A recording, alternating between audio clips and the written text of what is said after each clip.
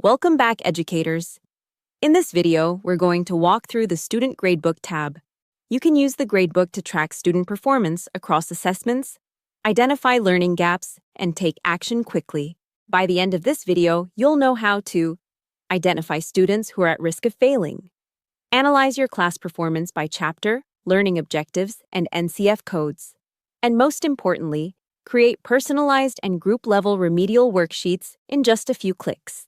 To view the Student Gradebook in Classwise, go to the Gradebook tab on the left panel.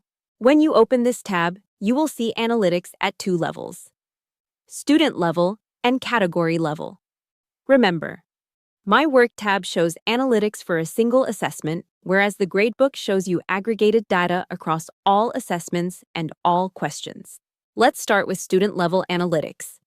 At the top, you will see 4 key metrics: class average, active students, assessments graded, and students at risk. Students scoring below 50% are flagged as at risk and may need more attention.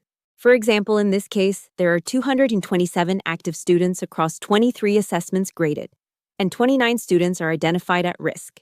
That is about 13% of the class. You can refine this view using filters. You can select a specific class or a specific subject. For example, if we switch to Class 6, we see 30 active students and 6 students at risk. If we go deeper into subjects, in English, there are 2 at risk. In mathematics, there are 7. As you change filters, all numbers update dynamically. To explore individual student performance, you can either click on active students to view everyone, or click on at-risk students to focus only on those who need attention. You may notice patterns here. Some students may not have attempted subjective assessment. Others may perform better in subjective versus objective assessments. Now let's take a deeper look at an individual student. For example, Shivansh. Shivansh has completed 1 assessment. His score is 27%, which is 32% below the class average. His strength is properties and relationships, but he needs attention in constructing shapes. You can also view a competency map. The blue line represents the class average. The green line represents the student's performance. For example, in properties and relationships, Shivansh scored 100%, while the class average is 57%. But in decimals and fractions, he scored 0, while the class average is 41%. This clearly shows where he needs help.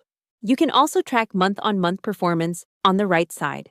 If you switch to learning objectives, you can go even deeper. You will see which specific concepts the student understands well and where targeted support is needed. You can also create a personalized worksheet. Click on Generate Worksheet.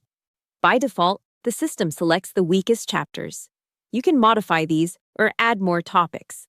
You can also add custom instructions.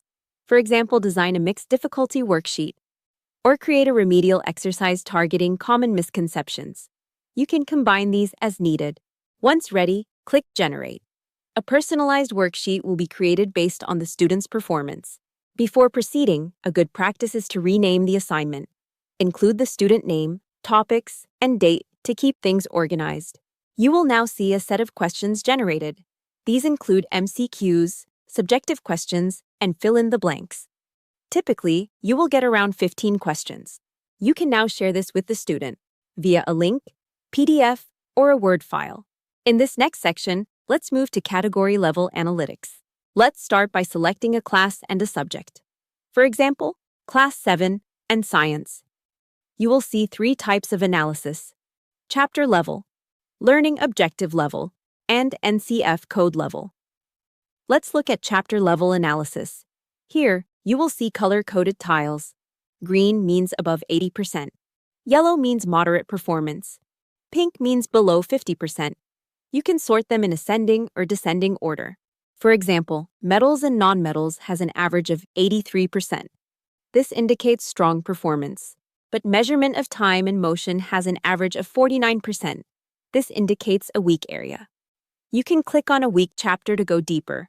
You will see learning objective breakdowns. For example, we notice students struggle with time and measurement concepts. You will also see how many students are struggling and how many have mastered the topic. Now, you can select specific students who need help. Once selected, click Generate Worksheet again.